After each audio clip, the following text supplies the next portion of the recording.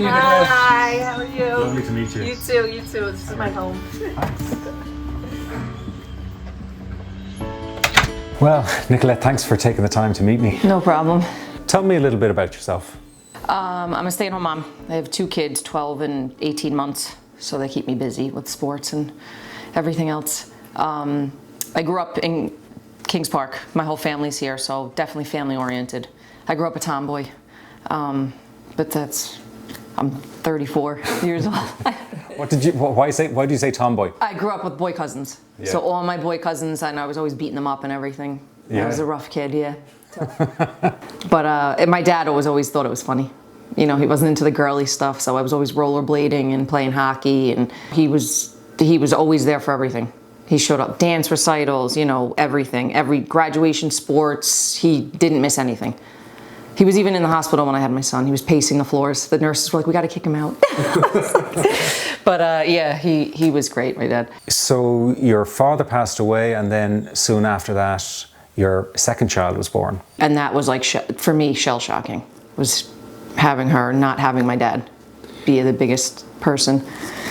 But So that support when you gave birth then wasn't there? no, and it was hard. Like it was. I actually had a when I gave, like literally when I gave birth, they were asking about her name, and her middle name's Lily after my grandma. Her name was Elizabeth. And when they asked me that, they asked if she was still alive, and I always say she passed away a little less than 2 years before my dad. That was my dad's mom. And when they asked and I said that, I had a panic attack, because all of a sudden I was like, my passed before my dad passed, my dad's not here. And literally they had to put me on oxygen and everything, because I was like, yeah, I'm having a panic attack. And my husband was like, she has them. And the doctor was like, are you okay? And I was like, I'm just having a panic attack. And I was like, because I was afraid to hold her, because I was shaking and tingling and everything.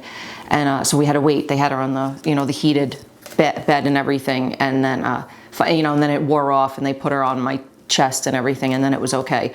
But I should have known then that I was going to be having a rough, postpartum episode and everything, and I did. 4 days later, I had my worst panic attack I've ever had in my life. So tell me about that panic. She was 4 days old. We were here. I was nursing her upstairs in my room, and I've never, like as a kid, I had a little anxiety about being alone. Yeah, I don't know if that, but it wasn't ever like too severe. But my husband came in and he just said, I'm going to run to the supermarket. And I was all of a sudden out of nowhere. I mean, I didn't even have a thought of anxiety or being scared or anything. And I got this hot, my whole body went totally hot, and I was shaking. And like, I just all of a sudden got this immense fear. Like I was petrified to be alone. Petrified to be alone. And I've never had that. Like I was petrified of holding her and being alone, and my son was home, and if I feel this way, how can I be alone with my kids? Like it just spiraled way out of control. And then I had this paralyzing fear of having the next one. And is this going to be when I lose my mind? Like maybe I'm going to need to be in a psych ward, and just everything. It all flooded my brain. And then my stepdad took me to the emergency room because I couldn't relax. And as soon as I got there, I felt okay. I came home, and as soon as I got back home, I had another attack. My mom ended up saying, why don't you come home and sleep? Like, come home. And like, to me, like, I was like, that might be a good idea. Like, cause I couldn't calm down and sleep while taking care of my daughter, because I was just worried about, anything and everything you could think of going wrong. That was on the news. That was this. That's all I kept thinking about. So I actually slept in my mom's bed. I was 32 years old. I slept in my mom's bed with her, and I still couldn't sleep. I kept waking up, and my husband was alone with the baby and my son, and my mom was like, let's give him a break. And as soon as we came back again, it was like my house became a trigger, and I couldn't relax. So I ended up telling my mom, my husband was sleeping because he was up all night with the baby. I said, I'm going to go and drive myself back to the emergency room, and I did. As soon as I got in the car and I was in control of driving, I felt okay. But and then I got into the emergency room, and I just lost it. Like I was like, I'm postpartum, I'm having an anxiety attack. I just can't control any of my thoughts. I feel like I can't nurse her. I can't even like hold her and calm down. And then after that, I worked through it, kind of just on my own. I went back on medication. I was on Lexapro, and then I was okay, struggling with just being on the brink of anxiety, like every day. It was just kind of like, I lived with the anxiety, but it wasn't as exhausting as the panic attacks. And then when she was 8 weeks old, I had my second worst panic attack, and we were actually in Pennsylvania. We were away on a farm at his grandparents'. It was for Thanksgiving, and it was I shouldn't have traveled like I should have, because it was just too much and it ran me ragged. And I was in the middle of a 50-acre farm with a bunch of strangers. And then I was nursing her in the living room, and they had the fire going, and I am always hot. Like, and then when I get these hot flushes from my anxiety, it's like I might as well be like in a fire pit. And so I got the hot flush, and it was so hot in the house, and then all of a sudden I was like, immediately I overheated, and then I just didn't have like the comfort with them like I would have if it was my family, and then I was just like, I can't be comfortable enough to say I'm having a panic attack, and that just spiraled into I can't trust them. They're like strangers, and then I was like, they're like aliens. Like it was just like literally one thought after the next, and that's what it led me to, was that they were aliens and they were pretending to be these people to get me. It was like in paranoia, like it was literally paranoia. And then there I am in the middle of Pennsylvania, and my husband's driving me to the hospital.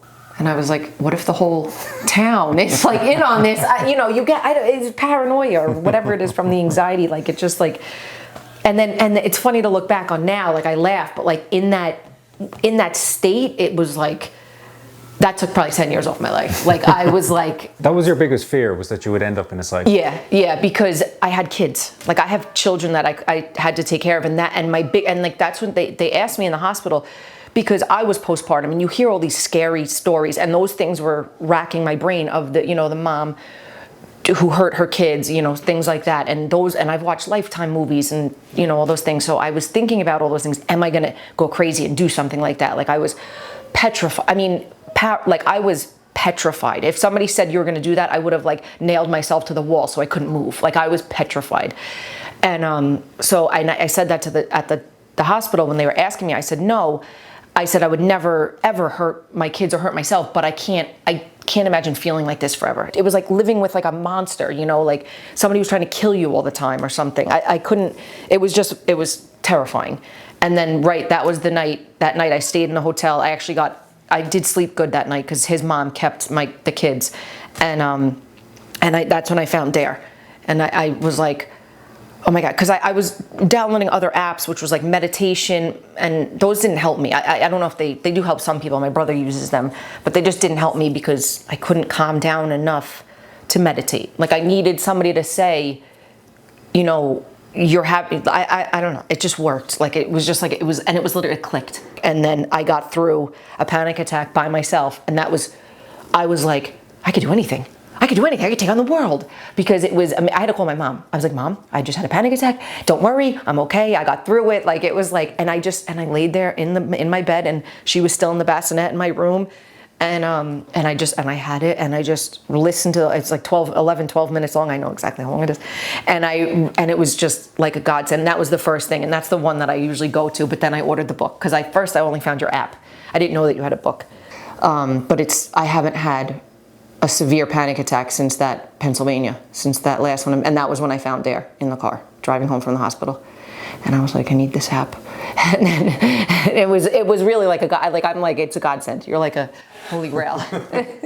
There are so many mothers out there in that situation right now, and very afraid that they're going to lose their kids, that they're going to lose their mind, or that they're going to harm their kids in some way. All of that intrusive thoughts, all of that horrible intrusion mentally and emotionally. What would you say to them if you could speak to them? I do. I am on like a few websites and stuff with moms that deal with postpartum, and I always am like, I try to tell them like the steps that you have, and I always say, I'm like, download this app. Like even if you don't, because some of them don't have money for therapy or whatever, so I'm like, download the app. Even if you don't pay for it, I go, there is awesome, because I didn't pay for it for a while, and then I wanted more out of it, and I said, download the app, because it is like a lifesaver. And there's a lot of women that have messaged me, because like I'll comment on the forum, and they're like, oh my God, like it helped so much, and everything. And like I don't have AirPods, but a lot of moms listen to it on AirPods when they're running around with their kids, and like that's our fear too, is like if we have another one, my fear is to go through it again, even though I feel so in control of it now that I could just, but it's still a fear and everything of having it again. But now I have these tools that make me feel empowered. I always wanted to be a stay-at-home mom. I always wanted to be there with my family, every sport, every this, like my dad was.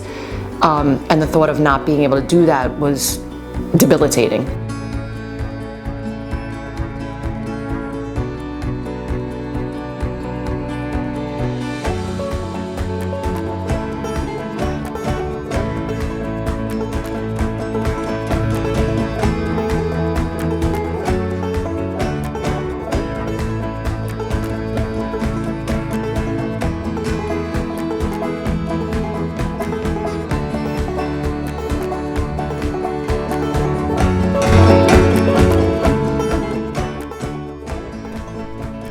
In a world where anxiety silently devastates lives, I'm Barry McDonagh, creator of DARE, the self-help program that has empowered hundreds of thousands worldwide to escape the grip of panic and anxiety.